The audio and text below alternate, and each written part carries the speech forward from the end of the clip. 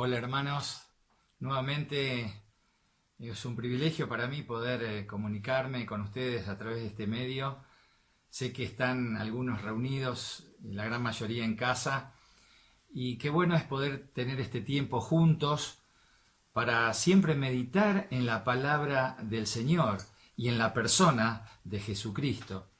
En esta primera parte que vamos a ir viendo algunos aspectos de la Cena del Señor para recordar al Señor en su muerte, en su resurrección, estaba pensando en los mensajes que últimamente en este mundo posmoderno que estamos viviendo se está dando a la gente, la iglesia en general. No me estoy refiriendo a una iglesia en particular, pero donde hoy se hace el énfasis, digamos, está más puesto en los métodos, en las formas de hacer las cosas, en las técnicas, más que en la esencia en sí del Evangelio, de la palabra de Dios. El énfasis está más puesto en lo temporal, en lo que podemos ver y tocar, que en lo eterno. El énfasis está puesto en el confort que tiene, a ver, Dios qué me puede dar, a ver, en la tranquilidad. El énfasis está puesto en eso, el sentirnos bien, más que en la entrega y el sacrificio. Y bueno, esto era lo que pasaba en la iglesia de Corinto. Por eso Pablo tiene que escribir, vamos a ver un poquitito eso. Ya se estaba sacando a Cristo de la escena, o se estaba intentando sacar a Cristo del escenario, de lo central del mensaje que tenemos como hijos de Dios en esta predicación del Evangelio, sacar el que tiene el sentido por lo cual nosotros predicamos, servimos y demás. Cristo que se entregó por nosotros. Hoy vamos a hacer memoria, como todos los domingos, de su cuerpo entregado, maltratado, partido por nosotros, simbolizado en el pan, y la sangre derramada simbolizada en la sangre. Pero me gustaría que escucháramos ahora, en base a esto de la palabra que tenemos que volver a predicar la palabra, a ser cristocéntricos y demás, una canción de Keith Green que compuso hace muchos años. Yo le hice cover y adapté la letra, traduje y adapté la letra en un recital en vivo. Me van a ver ahí un poco más joven, hace unos 10, 12 años atrás, que hice la canción Promesa. ¿Qué es lo que hace la palabra de Dios si yo permanezco en la palabra de Dios? Lo escuchamos y después seguimos meditando sobre esto.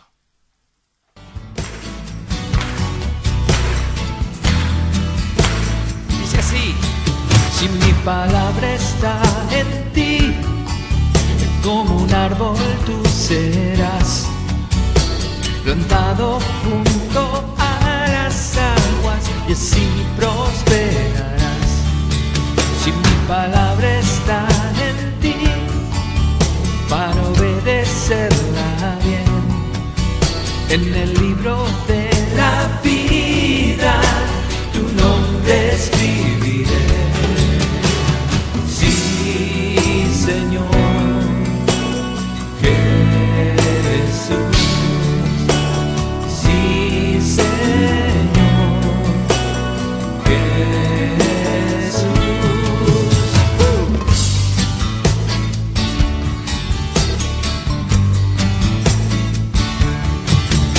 Si esa es mi voluntad, piedra viva haré de ti, para que seas bendición, si me sirves solo a mí. Y si muestras mi amor, amando a los demás, negándote a ti mismo, mi discípulo serás. Señor Jesús, sí, Señor Jesús. Eso.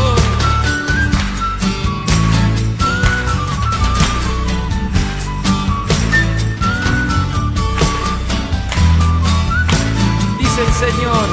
Y si mi rostro buscas hoy y te apartas para orar, a ti me manifestaré, mi consuelo te daré. Y si no vuelves atrás, yo contigo estaré. Seré lámpara para tus pies, tu camino alumbraré. Sí, Señor Jesús. Sí, Señor Jesús. Sí, Señor Jesús. Sí, Señor Jesús.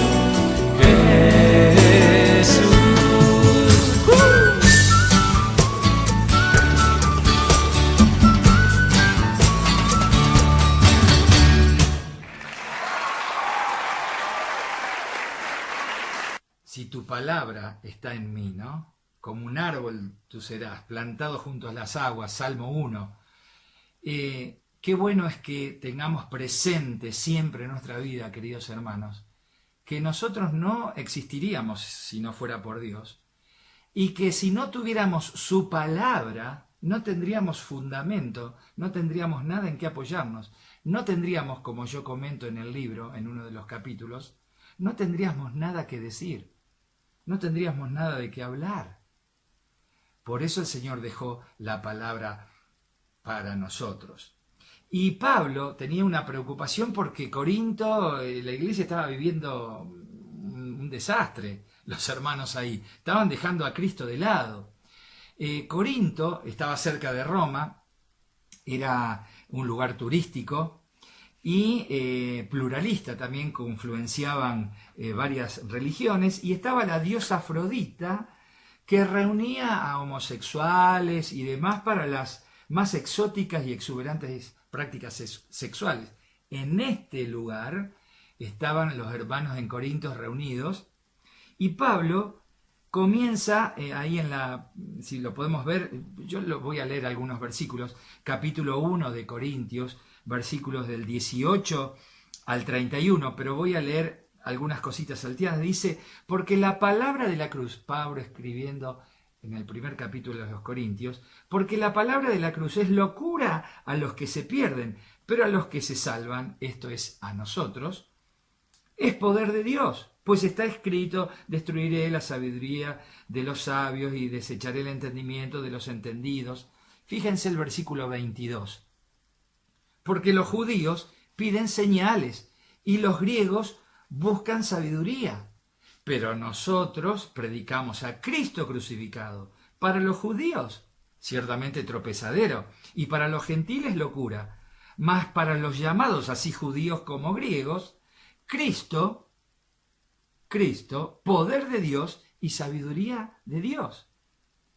Y sigue diciendo una serie de cosas, y al final dice: mas por él estáis vosotros en Cristo Jesús, el cual nos ha sido hecho por Dios sabiduría y justicia, justificación y redención, para que, como está escrito, el que se gloría, gloríese en el Señor. Claro, porque Dios quiso habitar nuestro cuerpo con su Espíritu Santo. Y lo que podemos tener, lo tenemos de Dios.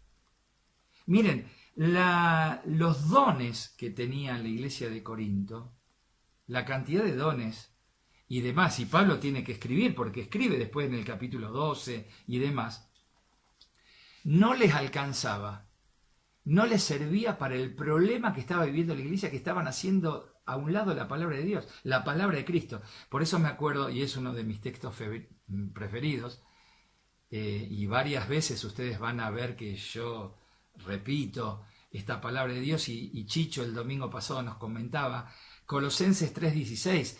Por eso Pablo a los colosenses les dice, y nos dice a nosotros: la palabra de Cristo mora en abundancia en vuestros corazones. Claro, Corinto le estaba haciendo de lado al mensaje de Dios. Y al igual que Corinto, si miramos bien, la iglesia en general, yo no estoy hablando de una iglesia en particular, ni nosotros en Verónica, ni en Buenos Aires, en Rosario, en el país, en el mundo, sino la iglesia en general, la iglesia en este mundo postmoderno, también está sacando un poco a Cristo de los mensajes. ¿Por qué? Porque le dan a la gente lo que quieren escuchar. Y muchos pastores y líderes, ancianos y demás, que tienen temor que la Grace se vaya, entonces les dan mensajes para que se sientan bien, para que nos sintamos cómodos en el medio donde nos reunimos. Y está bueno tener mensajes que nos animen, está bueno tener mensajes que nos renueven y nos tiren pum para arriba, como decía un periodista, un humorista y periodista ya fallecido en nuestro medio. Pero, ¿qué pasaba en Corinto? Miren, yo les voy a leer 2 Corintios, no lo busquen ustedes, 2 Corintios 11:4, 2 Corintios 11:4, y decía, porque si viene Pablo, también escribiendo la segunda carta, bueno, hay 3 cartas, dicen, que Pablo escribió a los Corintios, y una de ellas aparentemente se extravió, se perdió. Y en esta segunda carta dice, porque si viene alguno predicando otro Jesús que el que os hemos predicado, o si recibís otro espíritu que el que habéis recibido, u otro evangelio que el que habéis aceptado, bien lo toleráis. Claro, la gente escucha a algún predicador, alguna cosa, ay, qué bien que me hace, pero no tienen la palabra. No tienen la palabra, el espíritu por el cual Dios dejó esa palabra. Si no están las enseñanzas de Cristo, si no está la doctrina de Cristo, de los apóstoles, donde basamos nuestra fe, nuestra confianza, ¿en dónde? ¿A quién vamos a creer? ¿En qué vamos a creer? La problemática de sacar a Cristo de nuestros mensajes, que era lo que le pasaba a Corintios. Miren, el testimonio de los corintios era pobrísimo. Era pobrísimo, no afectaban en la sociedad, cosa que también peligramos nosotros, aunque la obra es de Dios, si nosotros dejamos de predicar el Evangelio de Cristo, las enseñanzas de Cristo. No tenían impacto en la sociedad, debilitada estaba su testimonio, la ética era cero de la iglesia de Corinto. Y hermanos, díganme, si no se ha perdido mucho en el ambiente cristiano la falta de ética, si no se ha perdido la ética. Sí, hay falta de ética también en nuestro medio. Y en segundo lugar, Pablo explica un poquitito lo que era la teología de la iglesia en Corinto. Había falta de interés en conocer más a Cristo. Incapacidad para discernir el error. Claro, estaba todo bien. Despreocupación de los hermanos por la armonía. No había interés de perdonar, de estar unidos. Miren, la desunión es el desvarío de la mente, según dicen por ahí algunos. Y no estaba muy errado, porque no somos sabios si apuntamos a, bueno, vos hermanos allá y yo acá. No importa, yo con lo que tengo me alcanza. No. La verdadera unión, el amarnos con amor no fingido, servirnos unos a otros. Tenían desinterés en el cuerpo de Cristo. Tenían desinterés el uno por el otro. Por eso Pablo, por más que escribió en el capítulo 12 sobre los dones, daba el ejemplo de los pies y de las manos y demás, los dones y las capacidades que tenían los corintios pudieron resolver esa problemática y la presión que se vivía porque habían dejado casi a Cristo de lado. Solamente el mensaje cristocéntrico, volver a lo que la Escritura realmente dice, es que va a cambiar la vida de las personas. Cuando sigamos predicando un evangelio puro, el evangelio que hemos recibido del Señor, las personas verán, cambiarán también viendo nuestro testimonio, nuestra vida, porque no solamente hablar, sino es vivir el evangelio de Jesucristo. Y el ministerio que Pablo también describe en Corintios, y dice que algunos puso profetas, a otros apóstoles, profetas, evangelistas, pastores, maestros, para perfeccionar el cuerpo de Cristo, para que todos lleguemos a la unidad y una serie de cosas. Ese es el ministerio que Dios determinó para que la iglesia crezca, para edificación tuya, hermano, y mi edificación. Como hablábamos la vez pasada, los dones, lo que puso, y creo que Chicho también comentó algo sobre esto, los dones que el Señor, por lo menos un don, o los dones que el Señor puso en tu vida, es para que los pongas en prácticas, porque me sirven a mí, me edifican a mí, como lo que el Señor puso en mi corazón, en mi vida, es para edificarlos a ustedes. Y así mutuamente vamos creciendo a la imagen del Señor. En Efesios capítulo 4 y versículos 11 al 16 es lo que dice Pablo, lo que yo les comentaba recién de los dones. Entonces, y ahí dice también que no seamos como niños inmaduros, fluctuantes, llevados por todo viento de doctrina. Se los voy a leer así estamos bien en lo que la palabra de Dios justo dice. Efesios 4 dice, Él mismo constituyó a unos apóstoles, a otros profetas, a otros evangelistas, a otros pastores maestros, a fin de perfeccionar a los santos para la obra del ministerio, que no es otra cosa que servir, es dar al otro. Eso es ministerio, servicio, a fin de perfeccionar a los santos para la obra del ministerio, para la edificación del cuerpo de Cristo, hasta que todos lleguemos a la unidad de la fe, del conocimiento del Hijo de Dios, a un varón perfecto, a la medida de la estatura de la plenitud de Cristo, para que ya no seamos niños fluctuantes, ahí está, llevados por doquier de viento de doctrina, por estratagemas de hombres que para engañar emplean con astucia las artimañas del error, sino que siguiendo la verdad en amor, ahí está, crezcamos en todo aquel que es la cabeza, esto es Cristo, de quien todo el cuerpo bien concertado y unido entre sí, por las coyunturas que se ayudan mutuamente, según la actividad propia de cada miembro, recibe su crecimiento para ir edificándose, y vuelve a repetir, en amor, ir edificándose en amor. La clave, hermanos, además de no sacar de nuestro mensaje la palabra de Dios y ser cristocéntrico y mirar bien lo que la Escritura tiene para nosotros y no lo que se nos ocurre, es el trabajo que el Señor nos ha dado, el ministerio, el talento, el don, el servicio que Dios nos ha dado, es hacerlo en amor, perdonándonos, soportándonos. Si alguno es más fuerte que nosotros, nos soporta. Si yo soy más fuerte que alguno, no me muestro más fuerte, lo soporto. Ahí viene la parte, no soportar, lo tengo que soportar a este, no en ese sentido que tan burdamente o comúnmente a veces escuchamos. El soportar, soportando los unos a los otros. Che, vení hermano, dame fuerza, aguantame acá que este se está por caer. Vamos, sostengámoslo. Ese es soportarse los unos a los otros. Hermanos, yo no soy más grande que tú, ni tú eres más grande que yo. Somos delante del Señor todos iguales. Algunos con más carencias que otros, menos carencias, más carencias. Todos somos iguales, pecadores salvados por misericordia y gracia de Dios. Y tal es así que Dios nos regaló encima, nos dio a Cristo Jesús para que...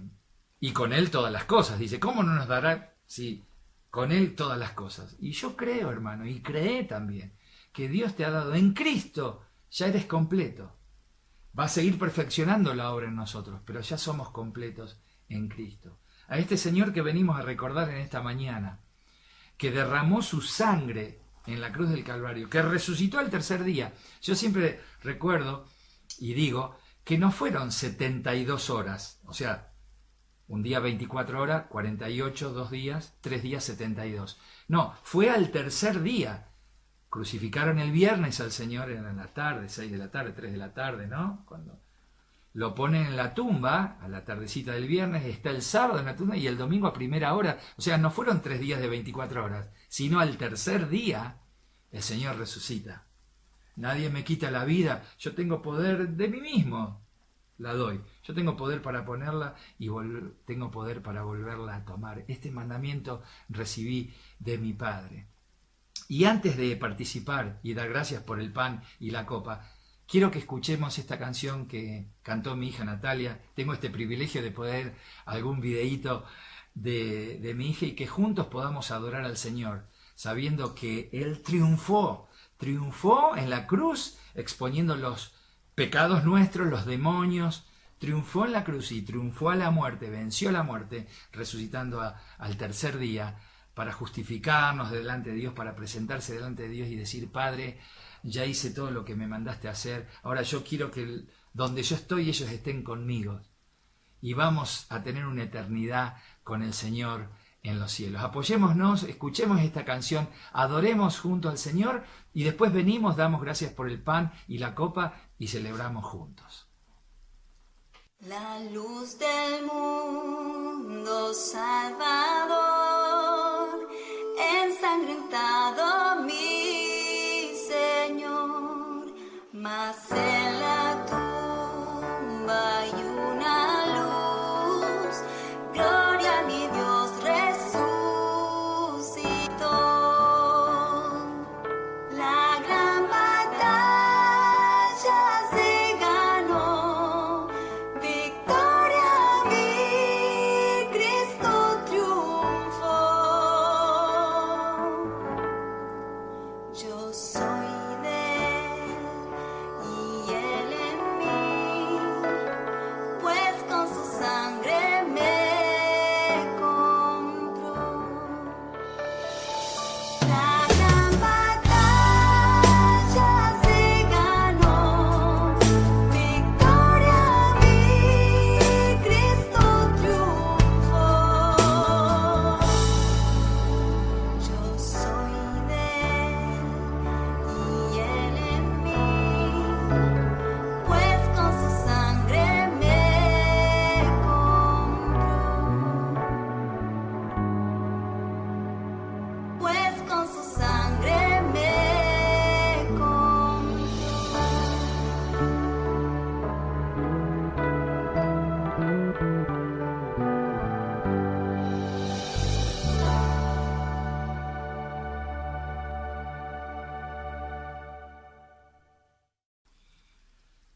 Oramos, gracias Señor porque hemos sido comprados por precio, no con cosas corruptibles como el oro, la plata, el dinero, cosas que pierden su valor y se corrompen, sino con la preciosa sangre de tu Hijo Cristo. Gracias Padre por su cuerpo entregado, lacerado, maltratado, escupido, escarnecido por nosotros. Gracias Señor, hacemos memoria en esta mañana, partiendo el pan, dándote gracias por él, partiendo el pan como Cristo lo hizo, partiendo su vida a nuestro favor. Y gracias por esa sangre derramada, sangre que aún tiene poder hoy para limpiar nuestros pecados y para todo aquel que se quiera acercar a ti, Señor, y reconocerse pecador y reconocer que solo en ti está la salvación. En Cristo Jesús te damos toda la gloria, Padre, te bendecimos, te alabamos, en su nombre. Amén. Hacemos memoria del Señor en el pan. Dice el Señor que Él lo partió y lo dio a sus discípulos, diciendo: tomad, comed, este es mi cuerpo que por ustedes es partido, que por vosotros es partido. Hagan esto en memoria de mí. Amén, Señor, hacemos memoria de ti.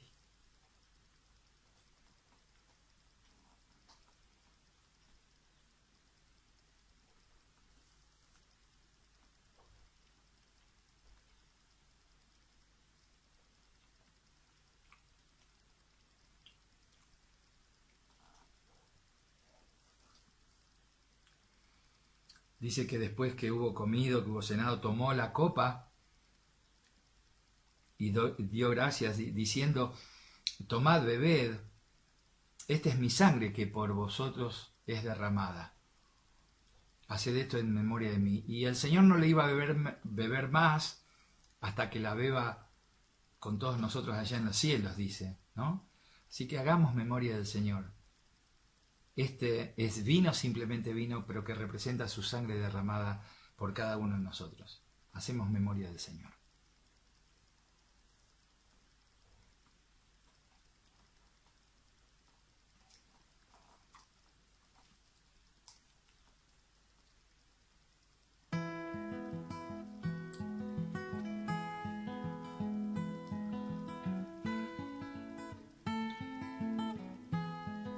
Y antes de escuchar el mensaje que el Señor puso en mi corazón, vayan buscando Jeremías capítulo 1.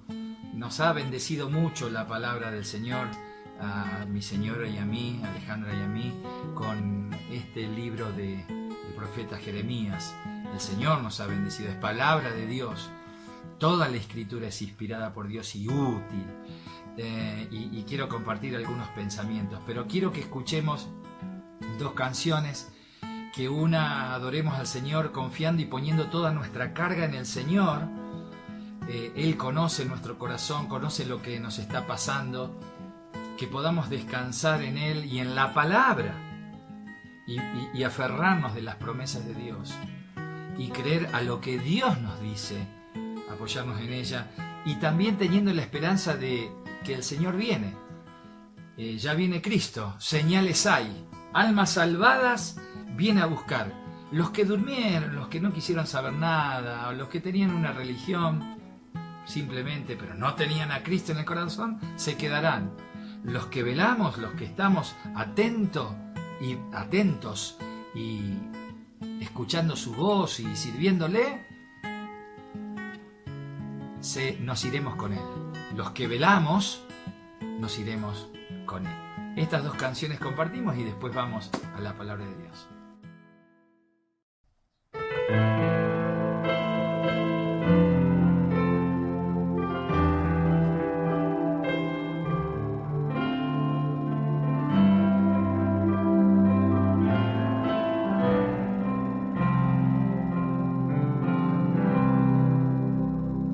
Este tiempo de soledad, hay dolor y falta de paz.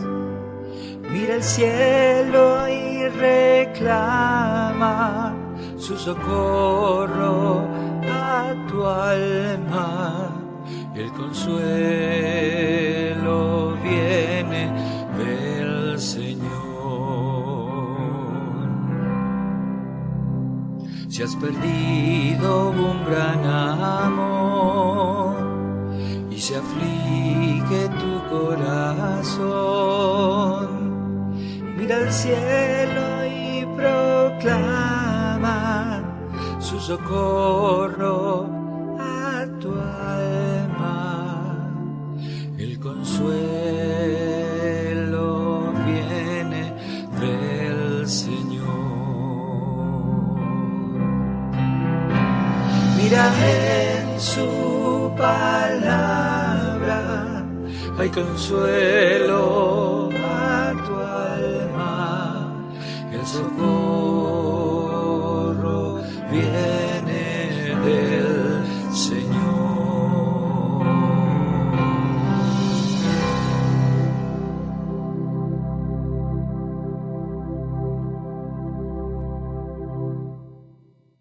Una vez un pastor de la iglesia en Rosario me dijo: Rubén, viví como que el Señor Jesucristo pudiera venir hoy y trabajá como si viniera de acá a 100 años. Ya viene Cristo.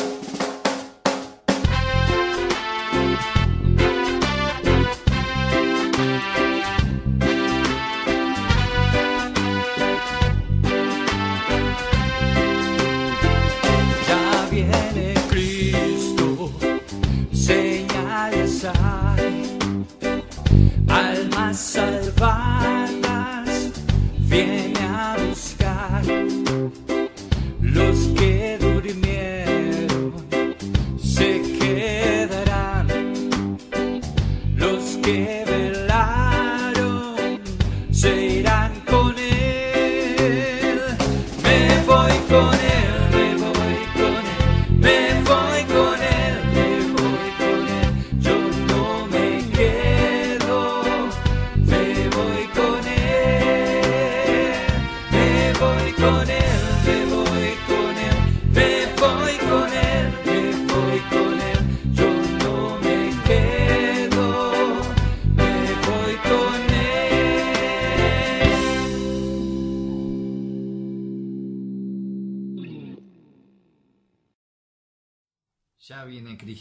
Ya viene Cristo, señales hay. Vamos a leer Jeremías capítulo 1, desde el versículo 4 hasta el versículo 11, el versículo 10.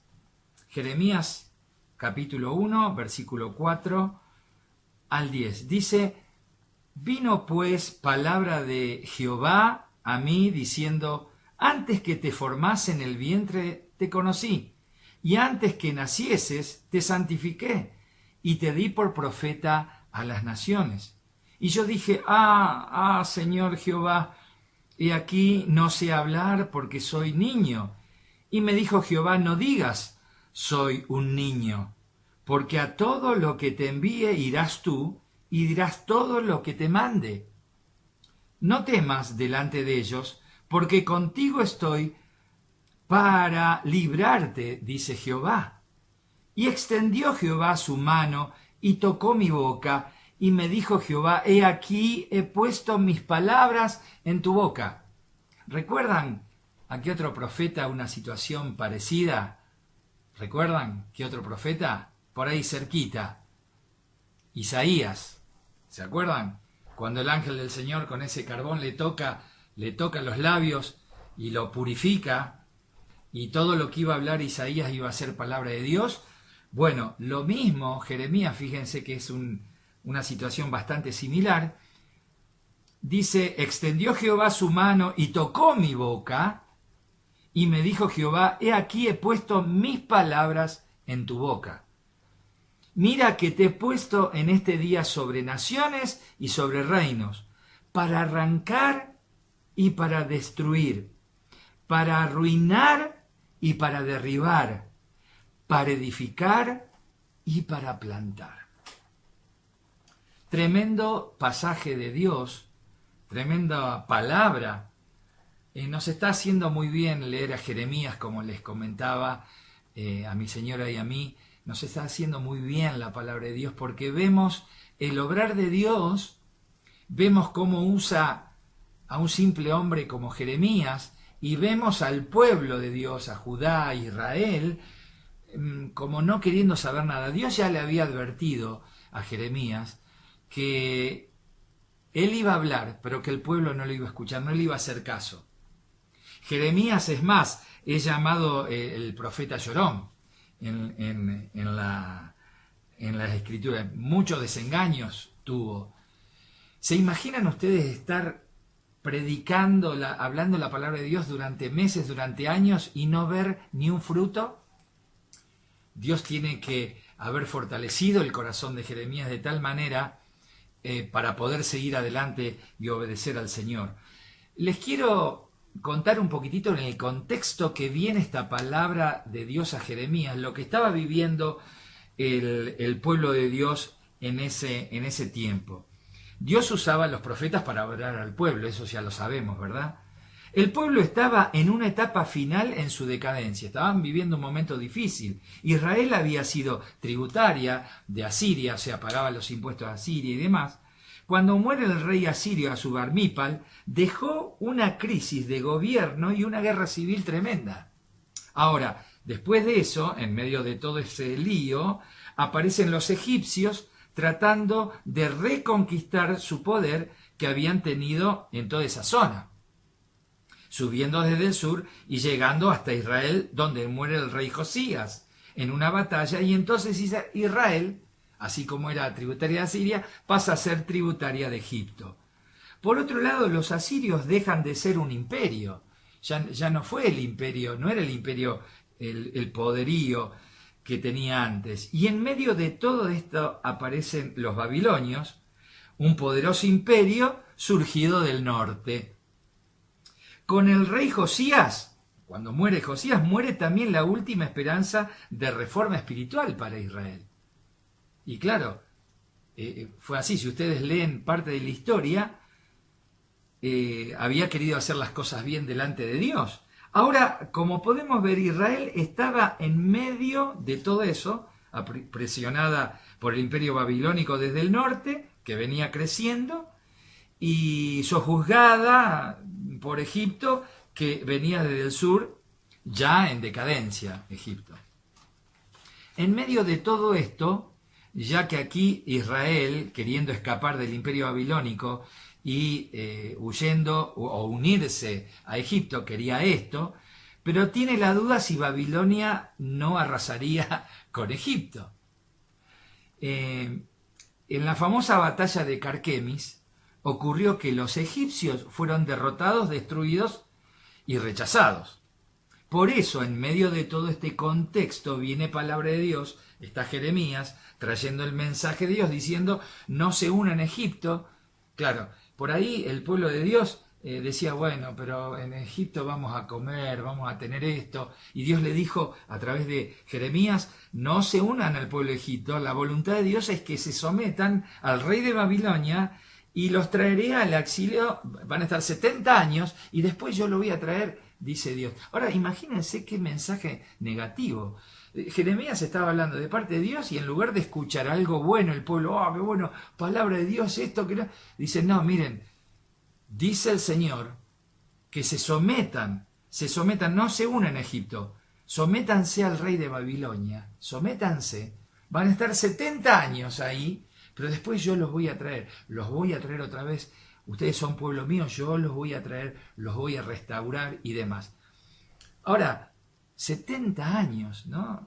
A veces nosotros pensamos, y lo he compartido con muchos hermanos, el Señor al traernos aquí a Cabalango, y uno con una personalidad un poco ansiosa o muy activa en la predicación del Evangelio, movimiento y esto y el otro, cree que los resultados tienen que ser rápido, pero los tiempos de Dios, hermano, y uno lo ve en toda la Escritura, son dilatorios, son tiempos largos. Dios se toma su tiempo, Dios es el Dios del tiempo. Él es atemporal y fuera de tiempo porque Él es eterno y tiene en cada momento ese kairos de Dios. No, Dios no es un Dios cronológico como nosotros. Dios es el Dios del kairos, el tiempo de Dios, que Él cuando determina que sucedan las cosas, suceden y en el tiempo que Él quiere que suceda. Por eso no nos tenemos que poner ansiosos. Por eso no tenemos que desesperarnos ahora por congregarnos, porque aunque seamos un tercio, bueno, estamos con barbijo en el culto, cosa que yo, discúlpenme, y no es por no sujetarnos a los protocolos y demás, creo que tenemos que cuidarnos, usar alcohol en gel, si nos podemos tomar la temperatura, el distanciamiento, abrir el templo lo más que se pueda, pero no, si ya estamos aislados, ya estamos con una distancia prudente, usar el barbijo me parece, no sé, que está de más. No podemos cantar, no podemos respirar bien, pero bueno, ese es otro tema. Pero Dios determinó que pase esto, lo del coronavirus y este tiempo tan raro que estamos viviendo. El Señor es el Señor y tiene sus tiempos. No nos adelantemos al tiempo de Dios, tampoco nos atrasemos. Porque como vamos a ver, la palabra de Dios es dinamita, es dinamis, de ahí de donde viene del griego. La palabra de Dios es acción. Y si bien es acción, también nos enseña a esperar en el Señor.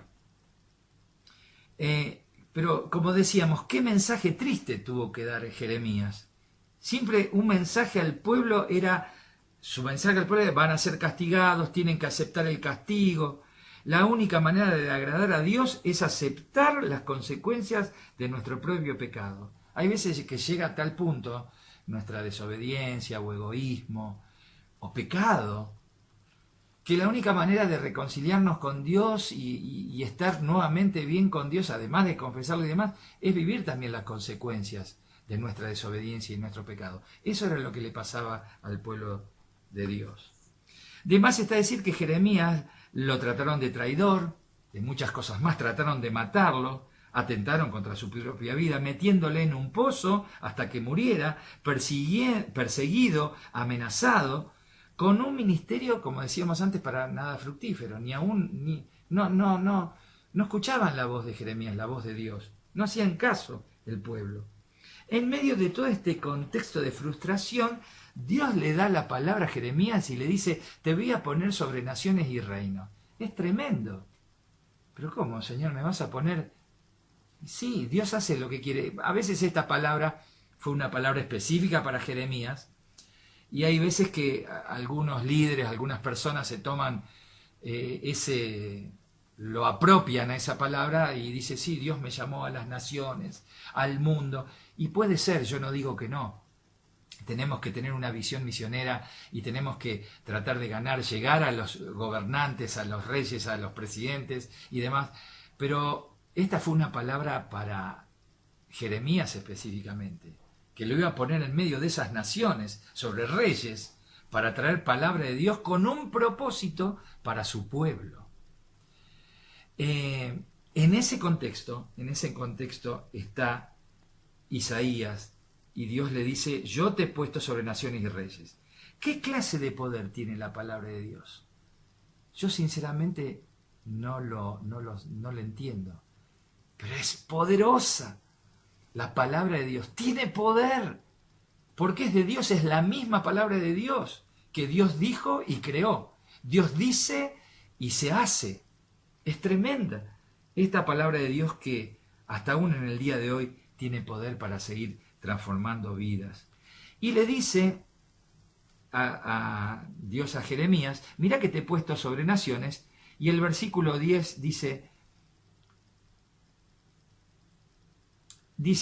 mira que te he puesto en este día sobre naciones y sobre reinos para arrancar y para destruir.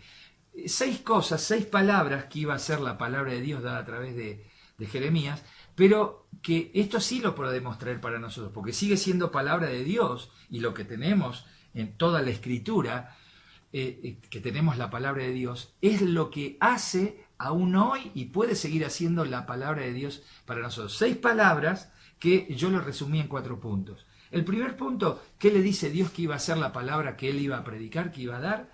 Iba a arrancar y destruir. Arrancar. Arrancar del diccionario significa sacar con violencia algo del lugar donde está adherido o donde está sujeto, ¿verdad? ¿Y qué es lo que arranca la palabra de Dios? ¿Y qué es lo que destruye? Cuando nosotros damos la palabra de Dios, la palabra lo que hace en primer lugar es arranca violentamente la fuerza del pecado en las personas. Destruye el poder del pecado, es parte del plan de Dios, Él quiere hacer las cosas desde raíz. Seguramente hemos tenido la experiencia cuando tenemos que cortar el pasto en nuestro terreno o en el campo. Si nosotros vemos una maleza y la cortamos así, pasamos la guadaña o cortamos con una bordeadora o con una máquina, vemos que al poco tiempo crece nuevamente. ¿Por qué? Porque no la hemos sacado de raíz. Eso hay que cavar, sacar de raíz y en ese lugar, y limpiar bien, y en ese lugar no vuelve a crecer la maleza. Bueno, eso es lo que hace la palabra de Dios en nuestra vida. No es un parche a problemas, como lo hace la religión, o algún que otro medicamento, o algún que otra consulta que uno puede hacer con alguna persona que aparentemente tiene la respuesta para todo. No.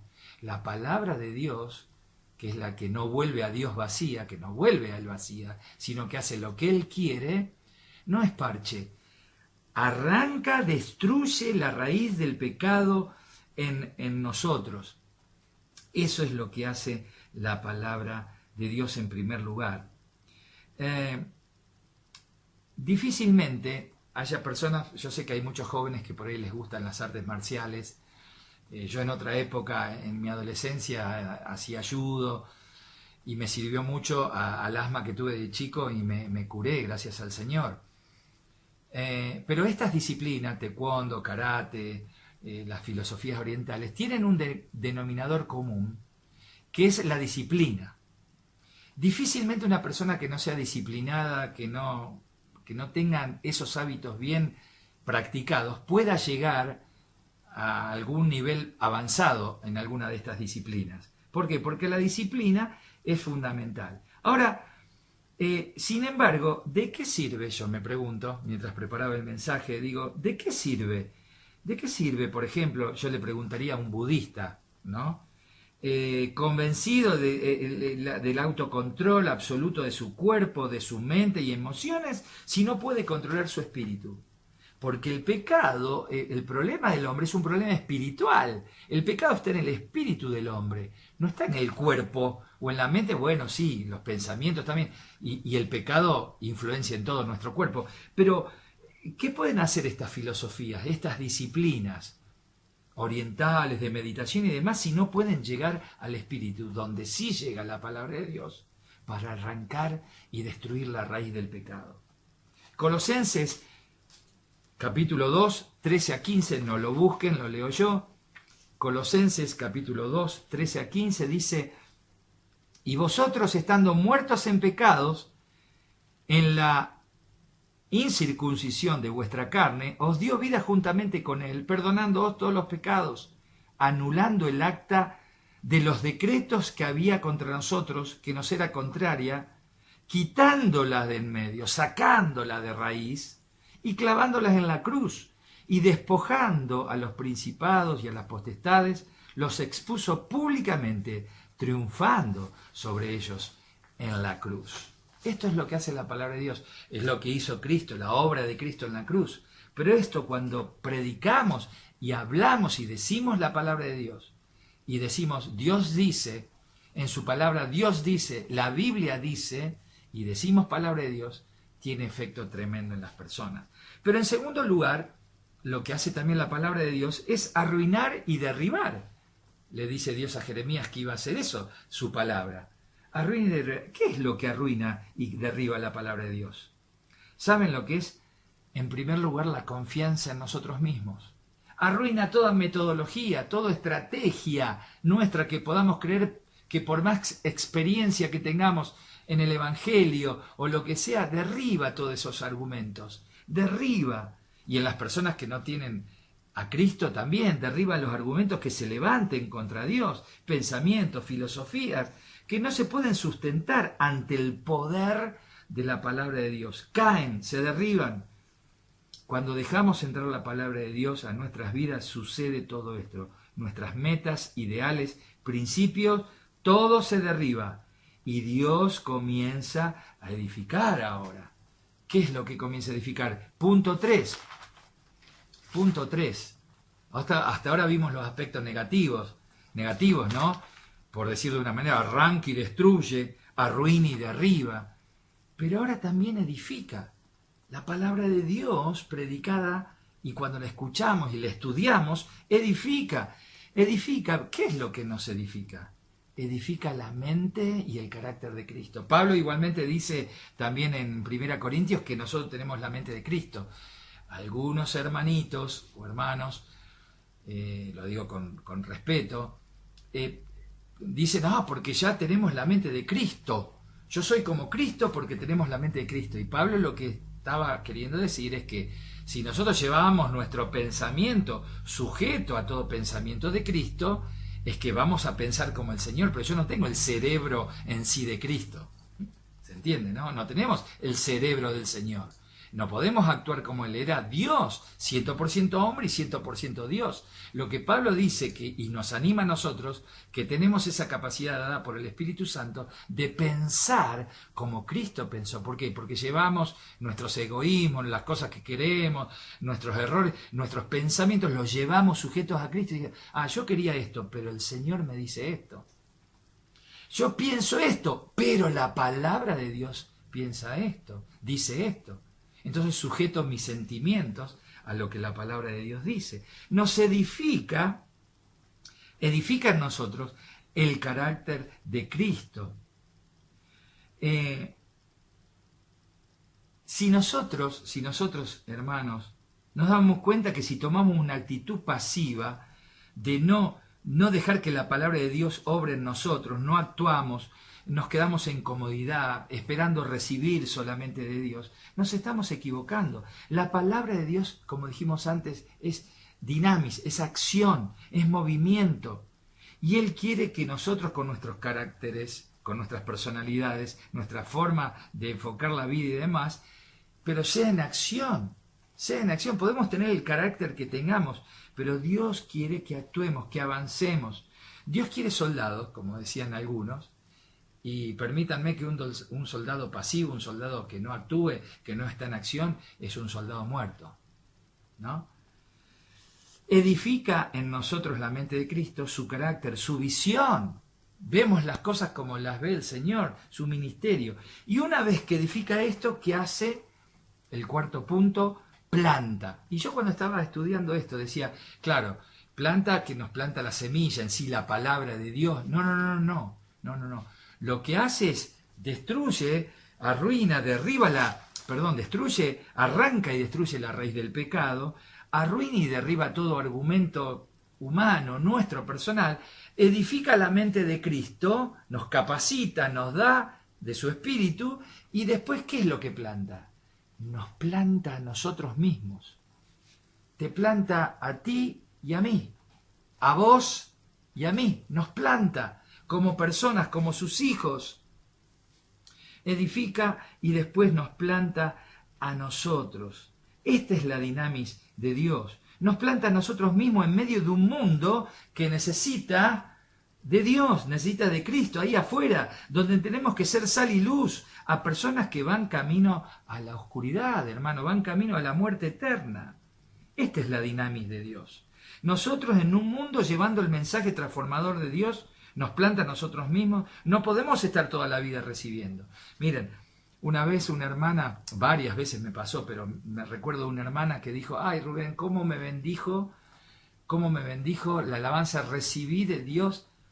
Y yo no le dije nada en ese momento, pero hay veces que venimos con las motivaciones erradas a la congregación, a reunirnos, porque la alabanza, el momento de alabanza y adoración es para darle a Dios reconocimiento, y el culto que hacemos es para darle a Dios alabanza y adoración, porque Él se la merece, Él es digno, independientemente de lo que a mí me esté pasando o esté viviendo. La adoración a Dios, la alabanza a Dios, Él es digno de recibirla, y después Él nos ministra con la palabra. Sí, recibimos la palabra de Dios, pero no tenemos que ir solamente a la congregación para recibir, tenemos que ir para dar también la gloria a Dios en primer lugar, y después servirnos entre nosotros, como decíamos hoy a la mañana también, en amor. Servirnos en amor con lo que Él nos ha dado. Nosotros en el mundo llevando el mensaje transformador del Evangelio. Dios nos prepara dándonos la mente de Cristo para que enfoquemos, nos esforcemos a dar al mundo lo que el mundo no tiene. Podemos tener un montón de ministerios de ayuda social, dar ropa, la taza de leche, ayudar, hacer esto, el otro. Pero si no va acompañado con la palabra de Dios, nos estamos equivocando. Porque nosotros como iglesia tenemos un mensaje que cualquier organización o ONG que hacen este tipo de ayuda no tienen, porque ellos ayudan, con eso se terminó, dan la comida, visitan, dan los alimentos, la ropa y nada más. Nosotros además de eso, damos la palabra de Dios, que es la que tiene poder para transformar las vidas. Esto es tremendo lo que la palabra de Dios hace en la vida de una persona. Díganme qué religión, qué filosofía de pensamiento, qué disciplina oriental, qué psicología puede hacer esto. Solamente la palabra de Dios. Así que Dios lo puso a Jeremías en su momento, pero Dios también te puso a vos, hermano, te puso a ti, me puso a mí, para que seamos los parlantes, los mensajeros de Dios, que entre nosotros nos edifiquemos con la palabra, y que cuando tenemos oportunidad hablemos a las personas, a nuestros vecinos, a nuestros amigos, aún a algunos parientes puede ser, que no tienen a Cristo. Hablemos del mensaje transformador del Señor. Él hace toda esa obra, la palabra de Dios hace todo eso y después nos planta a nosotros. Cuando hemos venido a Cristo, el Señor sacó de raíz nuestro pecado, del pecado de nuestro corazón que nos tenía esclavizado. Derriba todo argumento que nosotros querramos levantar, metodologías. Nos edifica, dándonos su palabra, nos edifica para que seamos cada día más parecidos a Cristo. Y nos planta a nosotros para que ya no vayamos también como leímos antes en Efesios, con fluctuantes. Allá está la verdad, vamos allá porque allá está la unción. Vamos allá porque allá está... No, te va a plantar de tal manera que te va a establecer en el lugar donde Dios te puso, porque está la palabra de Dios, porque en el lugar, y damos gracias al Señor, porque donde nos reunimos en la iglesia del camino, se honra al Señor, hay palabra de Dios, salimos siempre edificados, consolados, animados, y el Señor nos establece. Si te ha establecido, si te ha puesto en ese lugar, tiene propósito con tu vida, tiene propósito con mi vida acá a la distancia, pero el Señor sigue teniendo propósito con nosotros. Y cerramos con la canción que conocemos todos y alabamos al Señor y nos animamos con esa canción. Mas el Dios de toda gracia, que nos llamó a su gloria eterna, os perfeccione y afirme, fortalezca y establezca. A Él sea la gloria por los siglos de los siglos. Amén.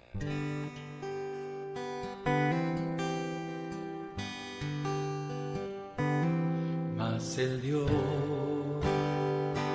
de toda gracia, que nos llamó a su gloria eterna, los perfeccione y afirme, fortalezca y establezca. A Él sea la gloria, a Él sea el imperio por los siglos de los siglos. Amén.